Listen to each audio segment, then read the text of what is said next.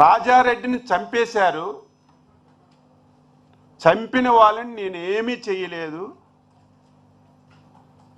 ఇదే best example, నేను మంచివాడినని చెప్పానని మాట్లాడాడు. వెంటనే బాధితుడు పార్థసారథి ఒక సమావేశం పెట్టాడు. జగన్మోహన్ రెడ్డి గారు, ఆ రోజు మీ తాత మీ తండ్రి గారు మీ తాత హత్యలో ఉన్నటువంటి వాళ్ళని ఎవరిని మిగల్చలేదు, అందరినీ వేసేశారు, ఆస్తులు ధ్వంసం చేశారు, బుల్డోజర్లు పెట్టి ఇళ్ళన్నీ కూడా కూల్చేశారు. మిగిలింది ఒక పార్థసారథి రెడ్డి, అది కూడా కర్ర పెట్టుకొని ఊత పెట్టుకొని నడుస్తున్నాడు.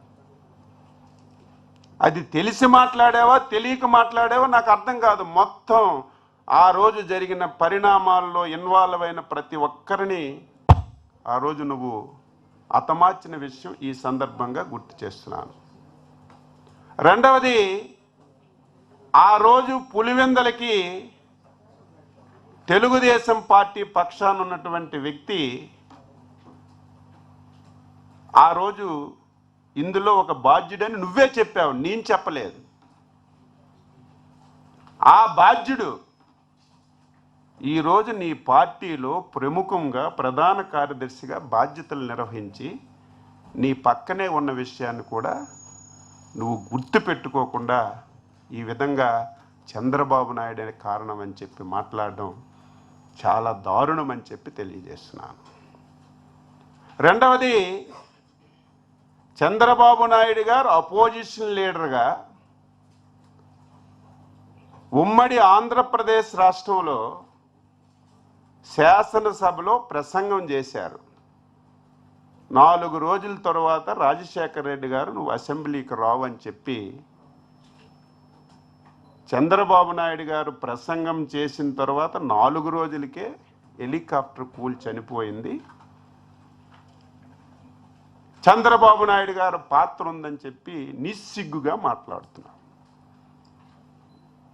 ఈరోజు రేపు మీకు చూపిస్తాం, ఇప్పటికే మీకు ఆ వీడియో వచ్చింది. చంద్రబాబు నాయుడు గారు స్పష్టంగా చెప్పారు.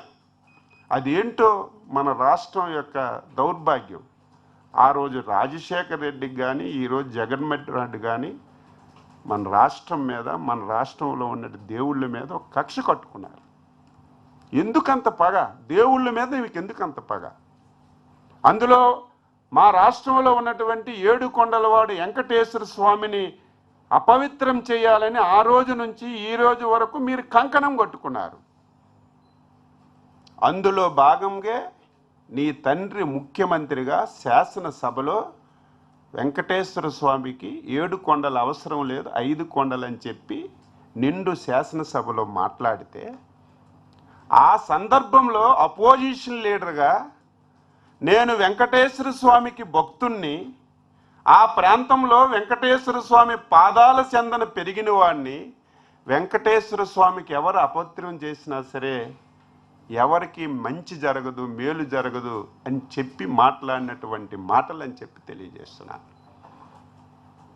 దాన్ని వక్రీకరించి నిన్న మాట్లాడాడు. ఎంతెందుకు, రాజశేఖర్ రెడ్డి చావుని ఒక నెల రోజుల ముందే నేను ఇక్కడే ఇదే ప్లేస్లో పాత్రికేయుల సమావేశంలో చెప్పాను. రాజశేఖర్ రెడ్డి యొక్క మరణంలో అనుమానాలు ఉన్నాయి, ఇందులో జగన్మోహన్ రెడ్డి గారి యొక్క పాత్ర ఉంది అని చెప్పి ఆ రోజు ఉన్నటువంటి కాంగ్రెస్ నాయకులందరూ మాట్లాడారు. ఆ రోజు బొత్స సత్యబాబు గారు కూడా మాట్లాడారు. నేను మాట్లాడితే ఆయన ఏడ్చాడు. ఎందుకు ఏడ్చాడో నాకు ఈ రోజుకి అర్థం కావడం లేదు. నేనేం తప్పు మాట్లాడానా? మీ జగన్మోహన్ రెడ్డి లాగా లేనిది ఉన్నట్టుగా మాట్లాడానా? ఉన్నది వాస్తవం. ఆ రోజు నువ్వు పిసిసి అధ్యక్షుడిగా ఏం మాట్లాడావో అదే నేను ఆ రోజు చెప్తే నువ్వు ఏడ్చావు. ఎందుకు ఏడ్చావు? ఈ రోజుకి సమాధానం లేదు. ఎంత మోసం, దగ, ఎంత కుట్ర, ఎంత దౌర్భాగ్యంగా వ్యవహరిస్తున్నాడు ఎగ్జాంపుల్ ఆ రోజు నువ్వే. నా తండ్రి సావుకి రిలయన్స్ గ్రూప్ అధినేత ముఖేష్ అంబానీ గారని చెప్పి నువ్వే చెప్పావు. ఆంధ్ర రాష్ట్రంలో ఉన్నటువంటి రిలయన్స్ సంస్థలన్నింటి మీద మీ వాళ్ళందరినీ పంపించి దాడులు చేశావు. ఇది వాస్తవమా కాదా? ప్రజలందరికీ నేను ఈ సందర్భంగా అడుగుతున్నాను. పాత్రికేయులుగా మీరు కూడా ఒకసారి గుర్తుపెట్టుకోవాలి. అచ్చెన్నాయుడు చెప్పింది వాస్తవమా కాదా అని తెలుసుకోవాలి. నువ్వే రిలయన్స్ వాళ్ళ పాత్ర ఉందని చెప్పి దాడులు చేయించి నానా యాతన చేయించి నువ్వు అధికారంలోకి వచ్చిన తర్వాత రిలయన్స్ వాళ్ళని మంచిగా చేసుకొని వాళ్ళు చెప్పిన వాళ్ళకి రాజ్యసభ సీట్ ఇచ్చావా లేదని చెప్పి నేను అడుగుతున్నాను. ఇందులో ఎవరి పాత్ర ఉంది? చంద్రబాబు నాయుడు గారికి ఇందులో ఏం సంబంధం? దీనికి కర్మ కర్త క్రియ నువ్వే. ఏం జరిగిందో నువ్వే చెప్పాలి. బాధ్యులు ఎవరో నువ్వే చెప్పాలి. దీన్ని వక్రీకరించి మాట్లాడుతున్నాం. ఇక మూడవది వివేకానంద రెడ్డి హత్య. జగమరిగిన సత్యం. చిన్న పిల్లవాడు గాఢ నిద్రలో ఉండి ఒక్కసారి లేపి వివేకానంద రెడ్డి ఎలాగ చనిపోయాడంటే జగన్మోహన్ రెడ్డి ప్రమేయంతో గొడ్డలతో నరికి నరికి క్రూరంగా చంపారని ప్రతి ఒక్కరూ చెప్తారు. అంతెందుకు, ఇది నేను చెప్పవలసిన అవసరం లేదు. మాకు నువ్వు ఆన్సర్ చేయవలసిన అవసరమే లేదు.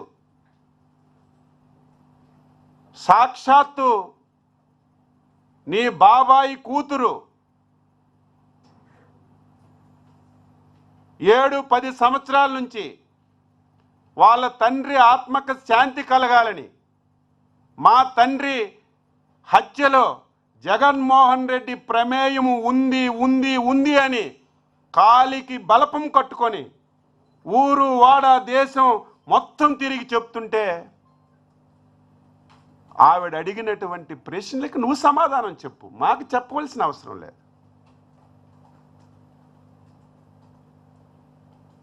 కనీసం మేము అడిగిన దానికైనా ఇన్ని రోజులైంది, ఒక్క రోజైనా సరే నువ్వు సమాధానం చెప్పకుండా దీన్ని కూడా నువ్వు చంద్రబాబు నాయుడు గారి ప్రమేయం ఉంది, గొడ్డల పార్టీ ఎందుకు గింజుకుంటున్నావు? గొడ్డల పార్టీ కాదా? సొంత బాబాయిని అధికారం గురించి నేను ప్రతిసారి చెప్తున్నాను. ముఖ్యమంత్రి పదవి గురించి, అధికారం గురించి తండ్రిని వదలడు, బాబాయిని వదలడు, తల్లిని వదలడు, చెల్లిని వదలడు. చివరికి నీకు ఈ స్థాయికి తీసుకొచ్చినటువంటి కార్యకర్తలను కూడా ఊచకోత కోసి అధికారాలను రావడానికి ప్రయత్నం చేస్తావు తప్ప నీకు ఇంకొక ఆలోచనే ఉండదని చెప్పి తెలియజేస్తున్నాను. దీనికి ఆన్సర్ చేయి.